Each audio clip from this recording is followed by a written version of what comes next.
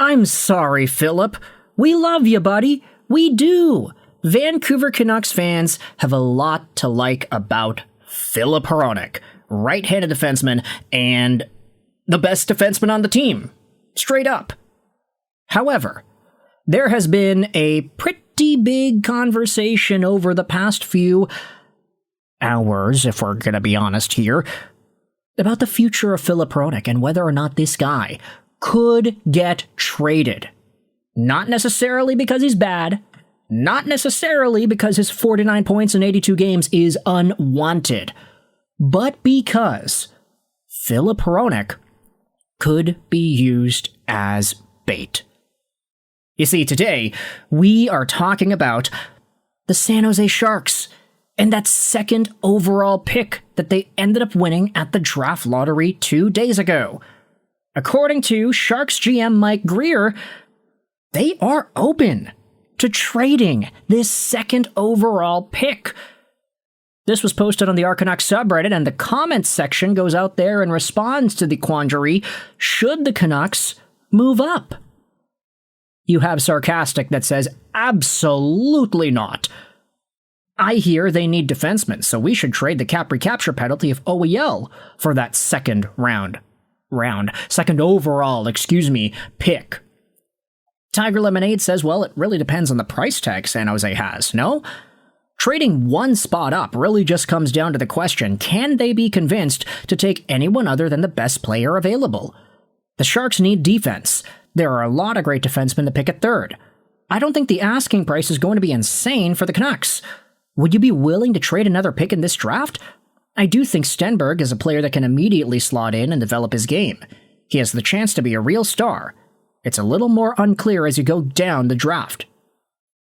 And this is obviously going to ruffle some feathers when it comes to what the Canucks should do. Obviously, they have third overall right now. There's a conversation as to whether or not they should trade up from 3 to 2, or if they should just try to get number 2 outright so you could have 2 and 3, a la Henrik and Daniel Sedin back in 1999. But at the end of the day, a lot of these guys are going to be tossed around in various orders, different guys projected to go number 1. Obviously, we have Gavin McKenna as the main dude, but Frank Saravalli said McKenna could slip to 3 and the Canucks could take him. Stenberg would go number 1 to Toronto in Frank Saravalli's mind. Craig Button also spoke about the idea of the Canucks getting Ivar Stenberg at number 3 because Chase Reed could go number 2 to San Jose. The Sharks need defense, and because of that statement, there's all of a sudden a conversation about Filip Hronek. Homegrown Problems went out there and posted about this. Hronek to San Jose for number 2? How stupid am I? They want to be good sooner than us. Best case scenario for San Jose, is Chase Reed that much better than Filip Hronek? The Canucks would get to pick number 2 and 3 again, and all is right in the world. Maybe I'm an idiot, but also this doesn't feel far from a match based on asset quality and a match for perceived franchise needs. Now here's the thing. You can look at somebody posted about Filip Hronek to San Jose for number 2 and say, wow, what a silly idea. That's so stupid, isn't it? San Jose would immediately said no. Well, here's the thing. Thomas Drance actually floated this idea on Canucks Talk. He says San Jose would do it, though the Canucks may need to add a B-level prospect of some sorts. Here is a post made from Canucks News Summaries. This is what was talked about by Cam Robinson on Sakaris and Price earlier yesterday. Man, I kind of paused that at a bad time. Sorry, Cam. That's a little bit better. But here is the summary on what Cam writes about or speaks about on the podcast. Second overall. He's got no idea if the Sharks will be interested in trading the second overall pick, which, as we have seen from Mike Grier's press conference, he is. The Sharks have a lot of young forwards and forward prospects, but not as much depth on defense.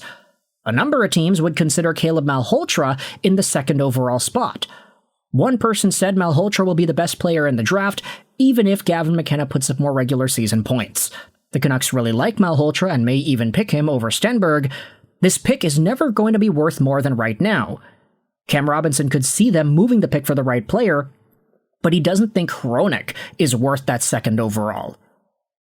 So you've got Cam Robinson saying, hey, if San Jose is interested in trading number 2 for a defenseman that helps out now, he doesn't think Filip Hronek is the guy to get it done.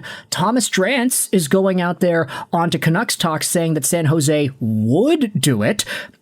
And all of a sudden, we've got this idea floating around saying, hey, if Vancouver was intent on getting another top prospect, is Filip Hronek the necessary sacrifice to get that done? Heck, maybe it's not even Hronek for number 2 outright. Maybe it's Hronek plus another prospect. Let's say, I don't know, who have the Canucks drafted that looks pretty good?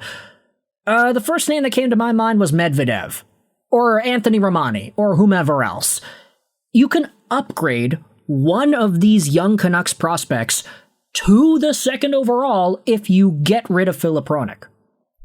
And for all the Canucks fans that have been worrying and wondering, okay, well, what do the Canucks do? Do they get Caleb Malhotra? Do they wait and see if a guy like Stenberg is going to drop? Do they just get Chase Reed or what have you? Maybe the Canucks could get Malhotra and Stenberg. Or if they really want to bolster up the defense, which I would assume maybe they don't necessarily want to do that, considering the fact they've already got Zeev Buium, Tom Willander, D. Petey, and Mancini. Maybe you could go Stenberg and Reed. I don't know. There are a number of options. I'd honestly assume if Vancouver has 2 and 3, maybe they do just go with Malhotra for one of the picks, because it's like, yeah, they need a center anyway. But if San Jose is looking at it like, hey, we don't necessarily want a Chase Reed because Chase Reed will take a few years to develop, like, yeah, this guy could become the next Zach Werenski. Right-handed guy, super mobile, super flashy, offensively gifted, just a really strong defenseman. Maybe not necessarily in the same tier as a Matthew Schaefer, because that guy has set the bar unrealistically high, but just a shade below. Chase Reed will be great, but that's the thing, he will be great. He ain't great yet. He's just 18 years old, and that's fine. He'll be fine. But Filip Hronek is already a guy who was able to score 49 points in 82 games on the worst team in the NHL and actually look like a pretty good leader in the face of all of that drama.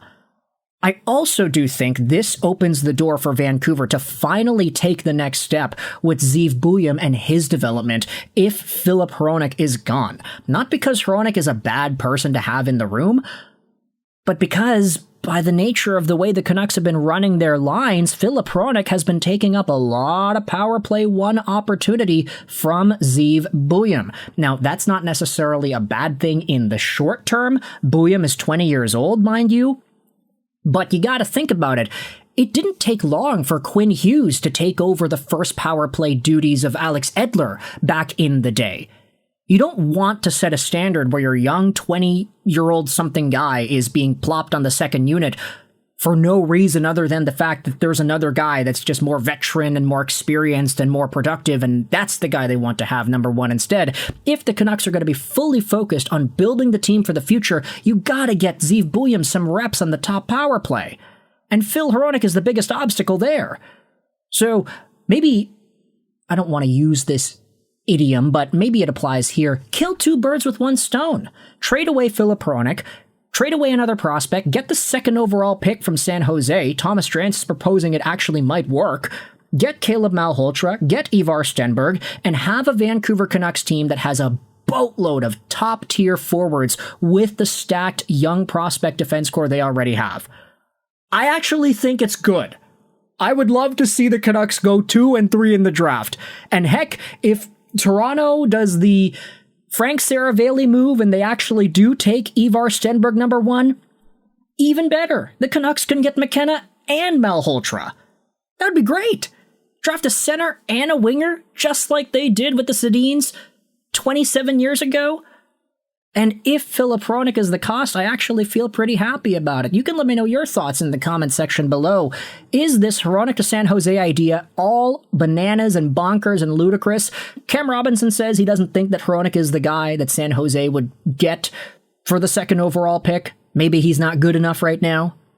But Thomas Drance says the opposite. You can let me know your thoughts in the comment section below. Hronek to San Jose, yay or nay? I hope you enjoyed this video. And bye.